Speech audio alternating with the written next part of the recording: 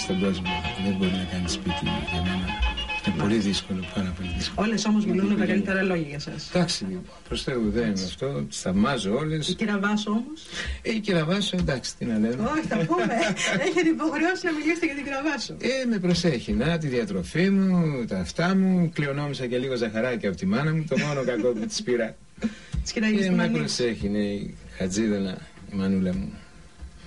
Εντάξει. Αυτή ίσως ήταν μια γυναίκα που σας επηρέασε πάρα πολύ. Και στην ψυχοσύνθεση και στην καριέρα και σε όλα. Πάρα πολύ. Θυμάμαι τις συμβουλές της. Δεν ήθελε να γίνω καλλιτέχνης. Το ξέρω. Κάπου μου λέει, όταν της πήγα τα πρώτα λεφτά, που είχε βγει ο ήλιος 3 καλάμια. Είχαμε πάει σε ένα ραβόνα, η λόγος ήταν, θυμάμαι, κάτι ψαρομανάβιδες. Μάλιστα. Λεφτά τότε. Και τραγουδάγαμε, τα λεμά μας είχαν γίνει τέτοια, ούτε μικρόφωνα την εποχή και μαζεύτηκαν κάποια λεφτά από τη χαρτούρα. Της τα πήγα, με είπα αλήτη. Για πρώτη φορά άκουσα τη λέξη αλήτη από τη μάνα μου. Επειδή τραγουδήσατε? Βέβαια, όχι, επειδή της πήγα λεφτά. Μου λέει, μεθύσατε τους ανθρώπους και τους πήγα τα λεφτά. Γρήγορα να τους τα πας πίσω.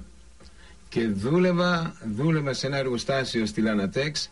Έκανα ματσακόνισμα μέσα σε ένα καζάνι για 6 μήνες. Με ένα σφυράκι σπάγαμε τα άλατα μέσα. Με ειδικό φακό εδώ για να βλέπουμε τα σημεία που χτυπάγαμε. Σε σκοτάδια μέσα. Και έπαιρνα.